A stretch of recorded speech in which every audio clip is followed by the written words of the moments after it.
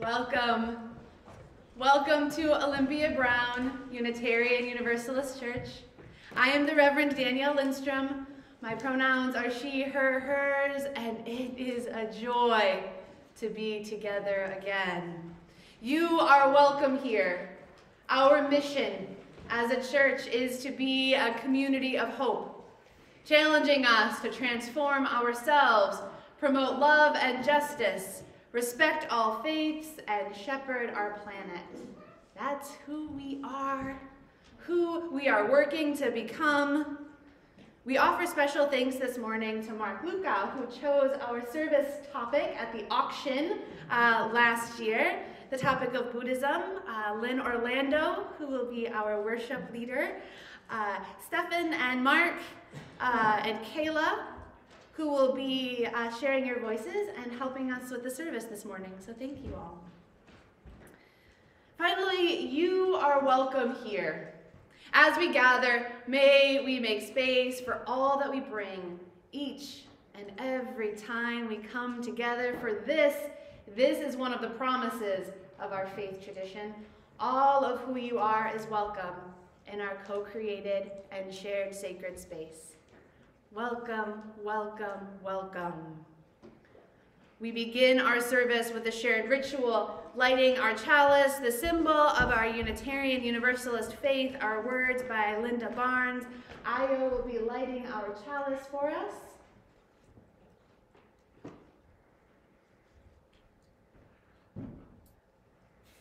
Suspended between all that was and all that might be, we struggle to find this very moment, to live this very moment. Let us sit together for a moment and savor it. Let us relish between time where past meets future. Let us harbor a faith that reminds us that right now, right here, is enough. I invite you to rise in body and spirit to join in singing our first hymn, 1009, Meditation on Breathing.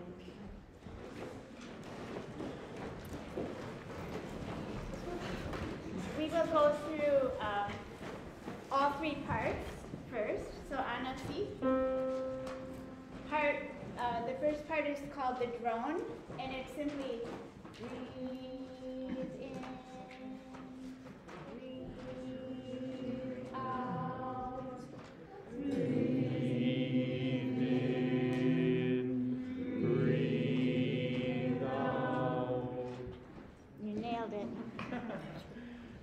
Part two, when I breathe in, I'll breathe in peace. When I breathe out, I'll breathe out love. When I breathe in, I'll breathe in peace. When I breathe out, I'll breathe out love. And you have the more challenging part, but it's so beautiful. When I breathe in, I breathe in peace. When I breathe out, I'll breathe out love. When I breathe in, I'll breathe in peace. When I breathe out, I'll breathe out love. Get it, Anna.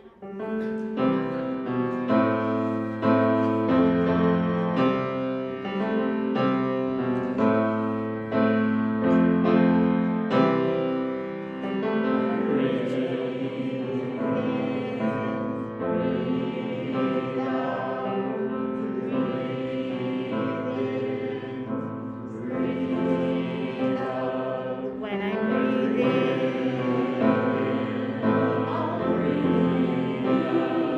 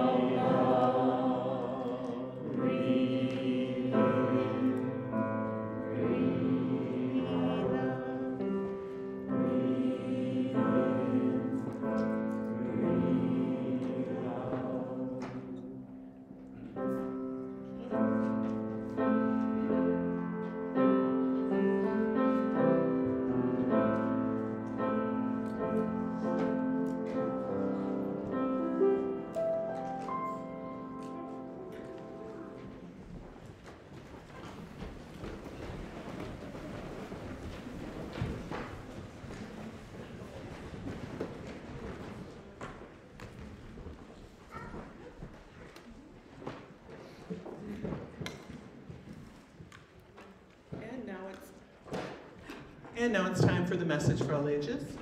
So if all the children and those young in heart can come on forward.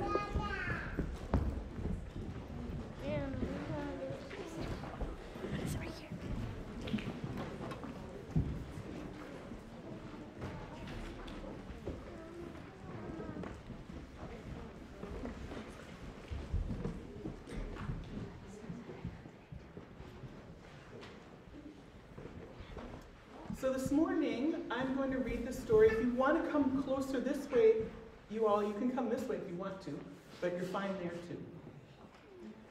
This morning, I'm going to read the story Everything is Connected by Jason Gruel, illustrated by Ignacy Font.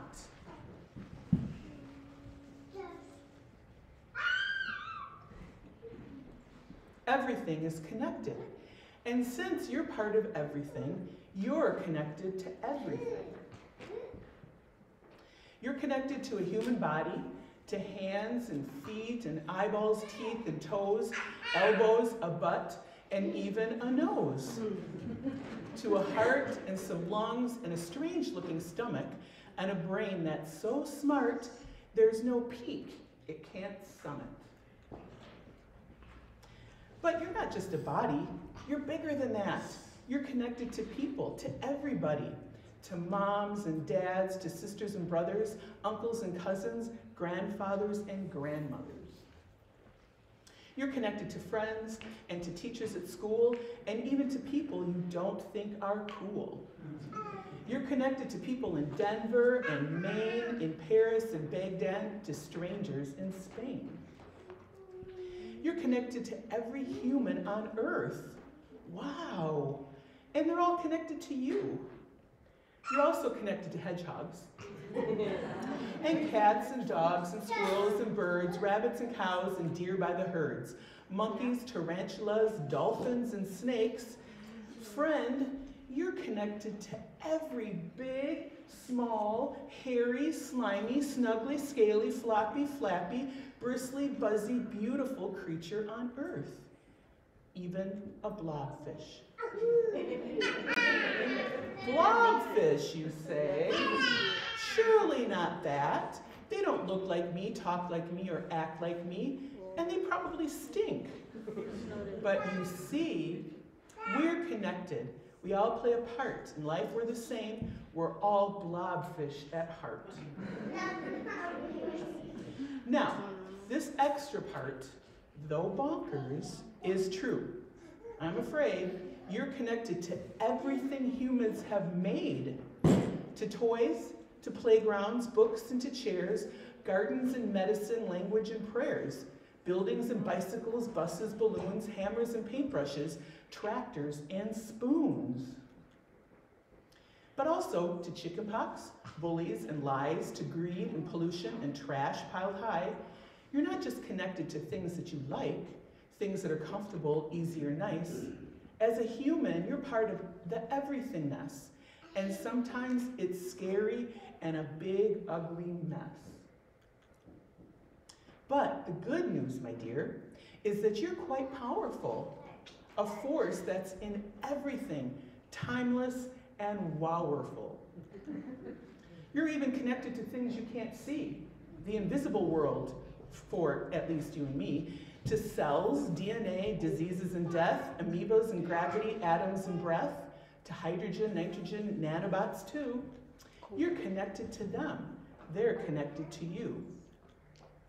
You're connected to happy, connected to sad, to the past and the future, to thoughts you've had, to pharaohs, Ben Franklin, T-Rex, ancient Greece, to love and to poverty, hunger and peace, to Jesus and Buddha, Muhammad and Moses, to spaceships and aliens with noses like hoses. You're connected to all that will or has been. You're this very moment where all things began. For you are the sun and the moon and the stars, Venus and Jupiter, Neptune and Mars, comets and galaxies, voids and black holes. You are the universe, perfect and whole. How is that even possible? Well, it's because you're all made of stardust. Everything in this whole universe is started at the beginning and is made of the same thing. So you're all made of stardust. When everything had a big bang in the beginning, all that chemicals and DNA and everything became you. Everything is made of stardust, and that's you.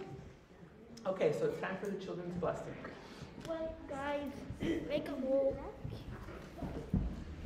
This way, Guys, make a hole. Make a giant.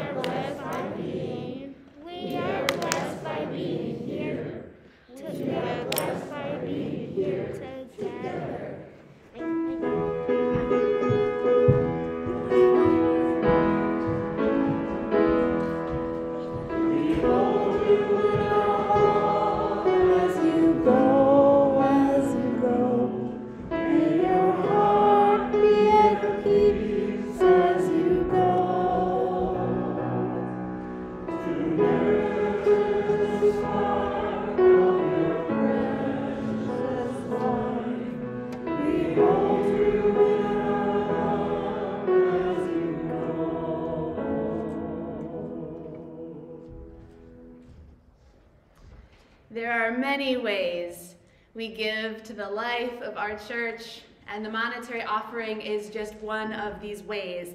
Each month we partner with a local organization and share the money that we collect during our offering. If you are here in the sanctuary, we are still doing our collection in that red box on the welcome table.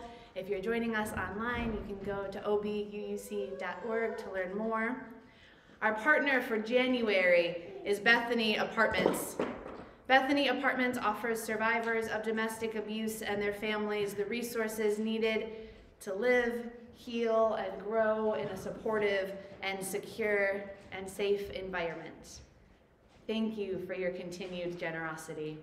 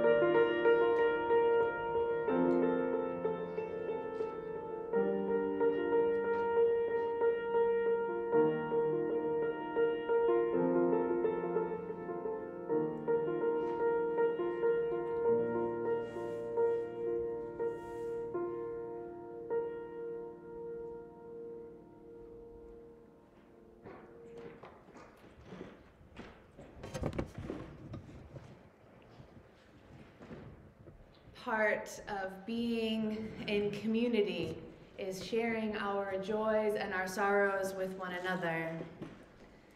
In a moment, we will begin in prayer, and I will invite you to raise your hand if you would like to share a joy or a sorrow, and we will bring the microphone to you. I invite us all to remember that we're streaming to YouTube. And so please share that joy, that sorrow that is on your heart, that is yours to share this morning. After we share, we will join in a sung response, "There is a love holding you." We'll sing that after each joy or sorrow is shared. Will you join me in the spirit of prayer? Spirit of life, God of love, we begin in gratitude. Gratitude for the gift of life which is ours, remembering that today and always the life we hold, the life we share is to us a precious mystery. Help us to know, to remember, to hold on to the truth that we are not alone. We are in this moment together. We are held in love always. I invite us to hear and hold the joys and the sorrows of our beloveds gathered in our space this morning. If you have your joy or your sorrow, I invite you to raise your hand.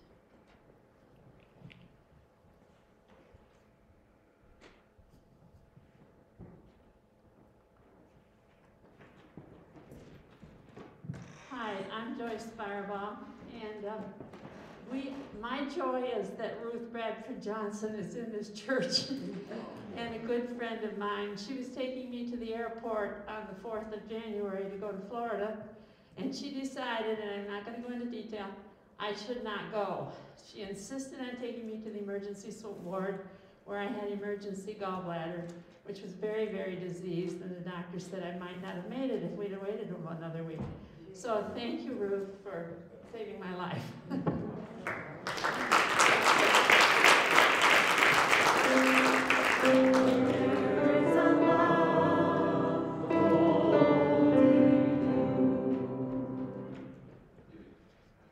Hi, I'm Naoki Nakamura. I just want to share a celebration we had yesterday with the Asylum Seekers family. We had a celebration for 3 events. Chris, the mother, passed her nursing aid exam, and so that's one of the job opportunities that she will be pursuing. Ako, the little girl, she was chosen as one of 2 recipients in her class for her drawing of Martin Luther King Jr.'s timeline, and it was exhibited yesterday at the Mahogany Art Gallery, where she was recognized with a certificate. And Ayo, the boy, was selected as a class leader and learning the trouble of being a leader and having people following him. So it was a wonderful celebration, and we are happy to report that they're making good progress. They're now waiting for the long-awaited work permit to come through so they can now pursue their jobs. Okay, thank you.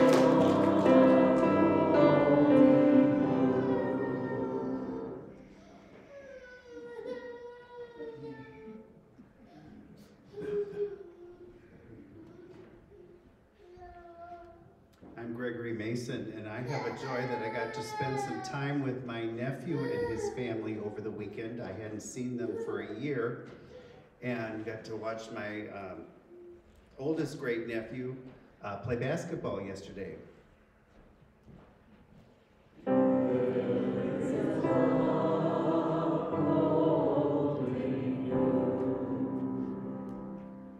And we light one final candle for the joys and the sorrows that remain on our hearts this morning. May the spirit of courage, the spirit of compassion, and the spirit of commitment sustain us as we move together through and into what is yet to be.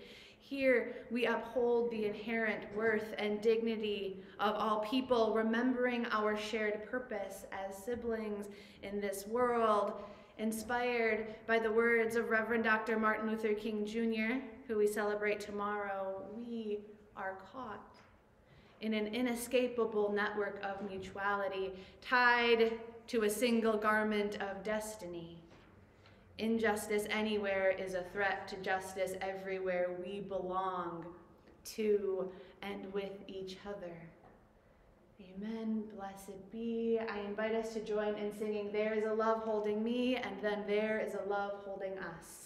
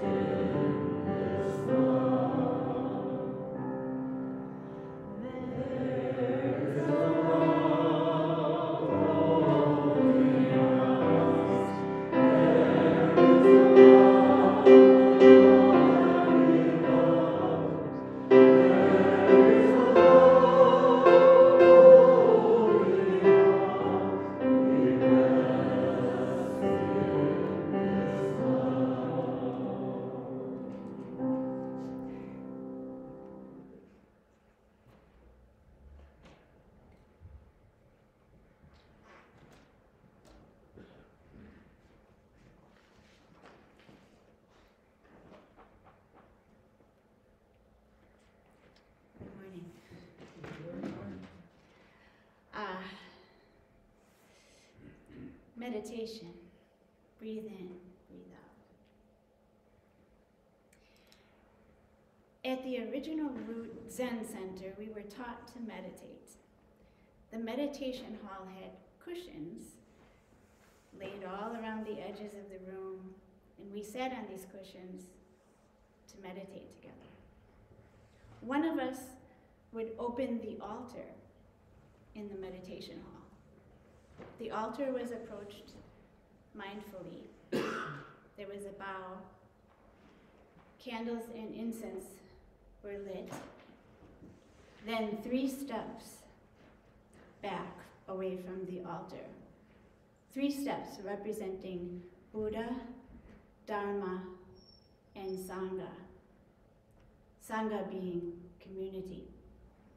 And then another bow. And then sit down on the meditation cushion for a meditation session. We were taught to meditate with eyes open. Eyes open, this way we can see if someone around us needs help. This way we won't fall asleep. This way we keep our intentions on the space around us. And this way we keep connected to that space, to the immediate space of the meditation hall, to the Zen Center itself, to the city community, to the local community, and then outside to the state and the country, and then to all sentient beings, keeping connected. So here are the lessons.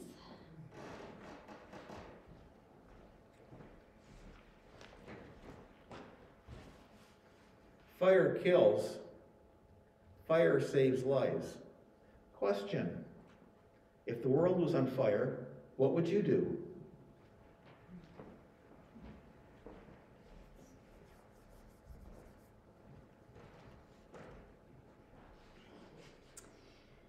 Meditation is not always a peaceful state. Hate to tell you.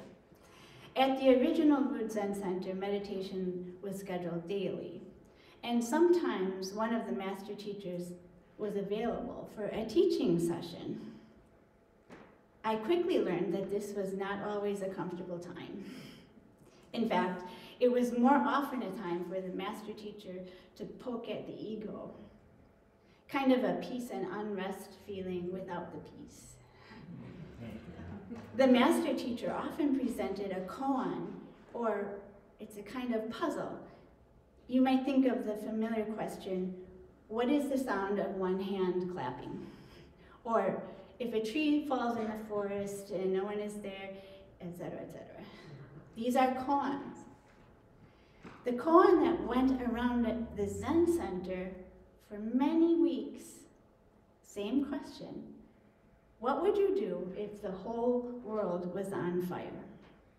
Now, during meditation, instead of just breathing, my mind was often stuck on what I was going to say when asked this question during my time with the master teacher. And I won't lie, I had thoughts that I was going to be the one who would solve this puzzle. So, a common answer to the master teacher's questions was an uncommon response.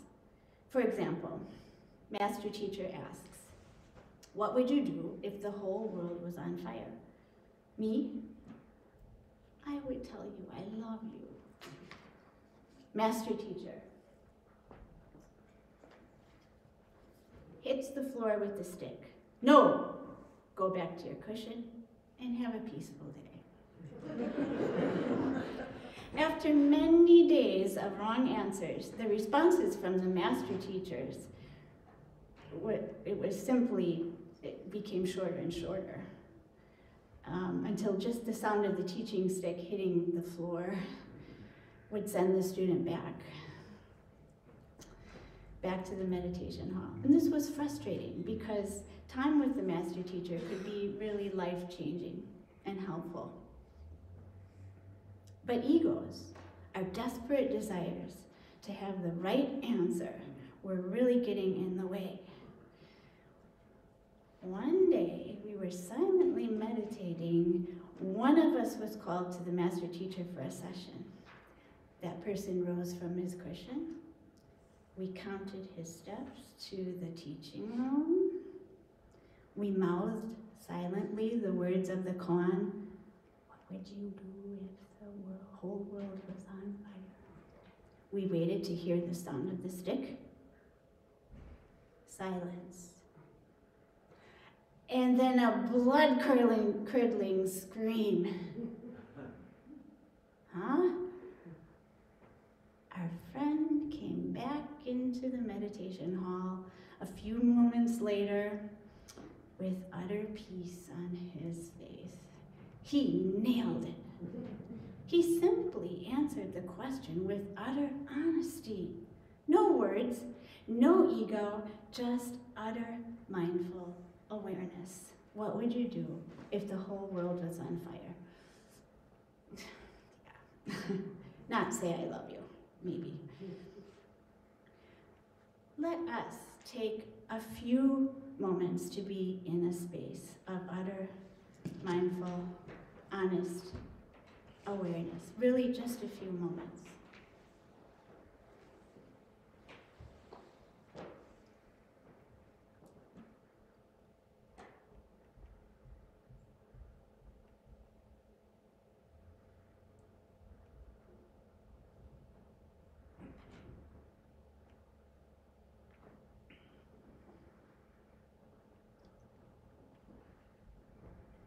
The tree branch doesn't say, "Today, I'm going to pay attention to the trunk.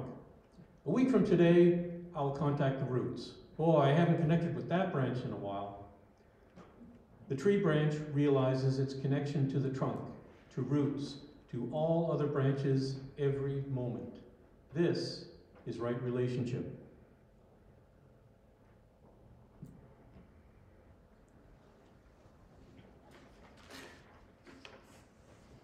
What is right relationship? When I was a new member of the Sangha at the Zen Center, the master teachers assigned a 49-day retreat to me. For 49 days in a row, I was to come to the Zen Center and meditate.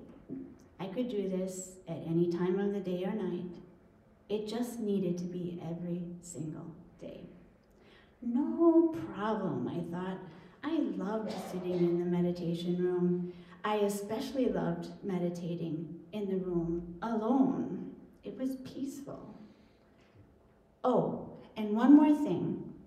I was to write a note to the master teachers and put it in their mailbox saying I had been there that day. So I did. For 49 days in a row, I meditated and I left the note. On day 50, and then 52, and then 53, and then 56, and then 59, I came to the Zen Center to meditate, but since the retreat was over, I didn't leave the note. In my next learning session with the master teacher, I expected to talk about the retreat and all of my experiences meditating. Instead, the master teacher told me that I did not learn the lesson from the retreat.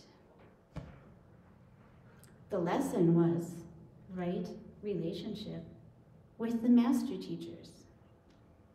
The whole retreat was about leaving the daily note. Not about meditating, but about realizing that in this community, and in fact in my whole existence, right relationship is about acting on right relationship in every moment. Right relationship with our families, our friends, our community, and with all sentient beings every moment.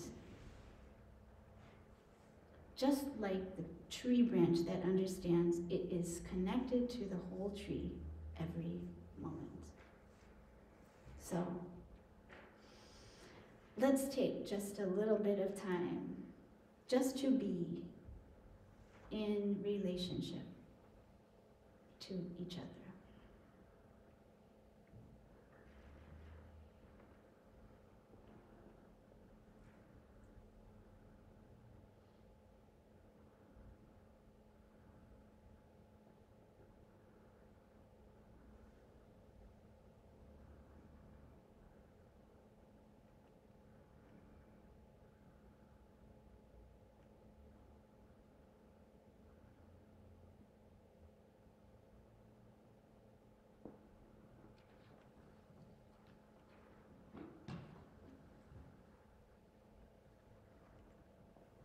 Fire kills.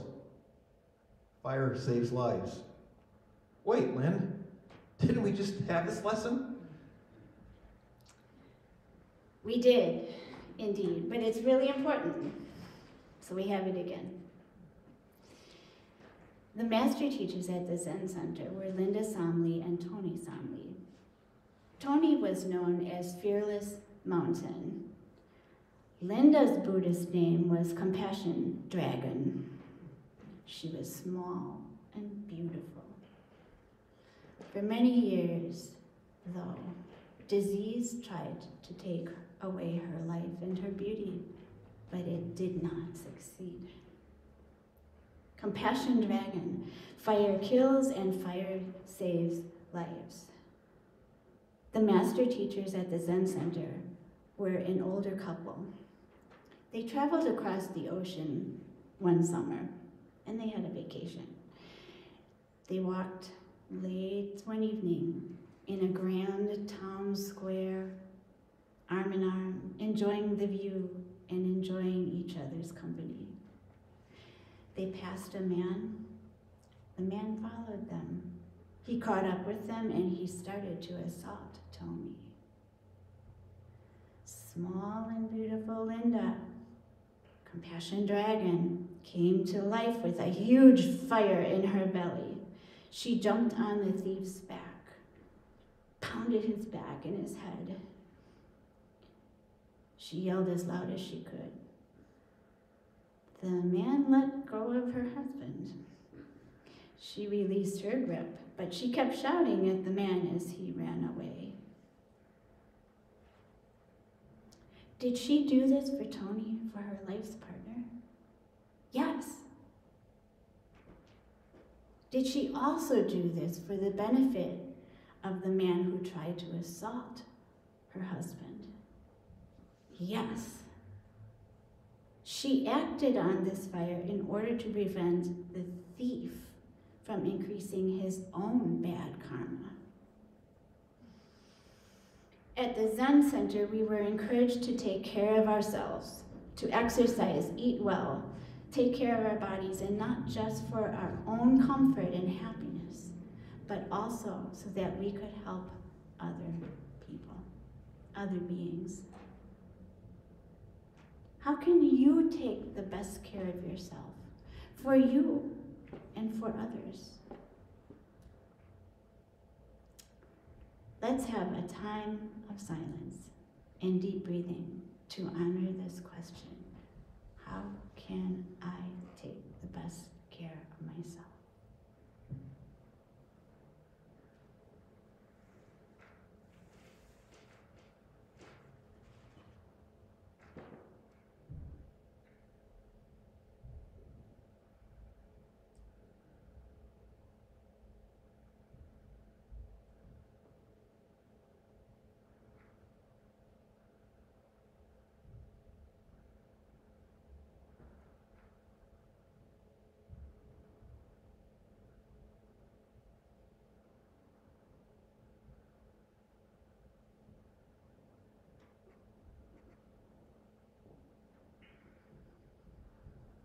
Zen Buddhism is a religion. This is true. But it is also a set of practices that can be done by a person of any belief.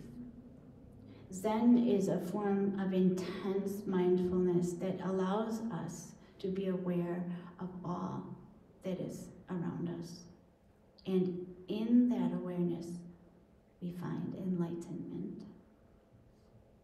Enlightenment, a knowledge of how we can help other beings. We also come to realize that enlightenment is a moment-to-moment awareness, not a place, not a destination. I wish for you that you are able to figure out life's puzzles with utter honesty and awareness. I hope for you that you feel connected to all beings each moment of your life. I hope you take good care of yourself for your comfort and for the good of all sentient beings. You are amazing, beautiful, and compassionate beings.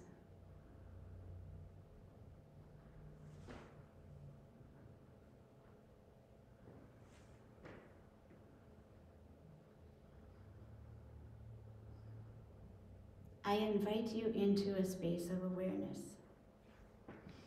Find a place slightly lower than eye level. As you focus on that place, breathe slowly and gently and deeply. Without words, experience awareness. Without words or much thought, experience awareness.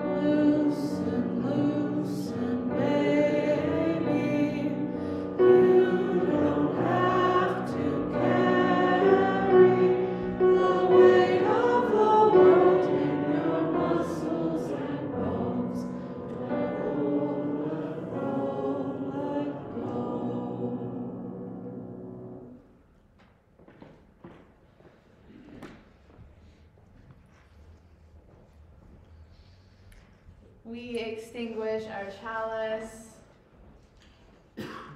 but not the light of this community, that light cannot be extinguished, for it lives in each of us, reminding us that we are connected, held always in a larger love.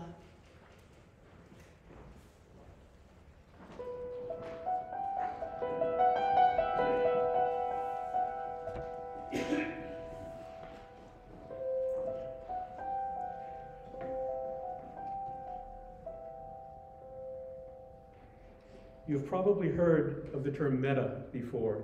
It comes from the Greek root meaning after or beyond. But in the Buddhist tradition, there is the word metta, M-E-T-T-A, that comes from the Pali word meaning loving kindness. There are many forms of meditation in the Buddhist tradition, and loving kindness stems from the Theravada tradition. And the idea is you send out thoughts of loving kindness. You start with yourself. You begin with, may I be happy, may I be peaceful, may I be well. You expand this to someone that is dear to you. May you be happy, may you be peaceful, may you be well.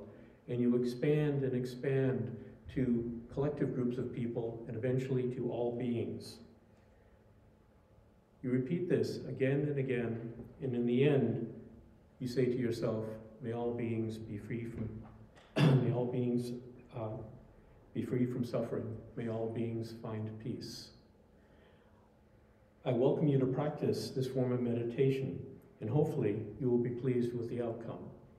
You begin again with, may I be happy, may I be peaceful, may I be well. And eventually you expand these sentiments to all sentient beings.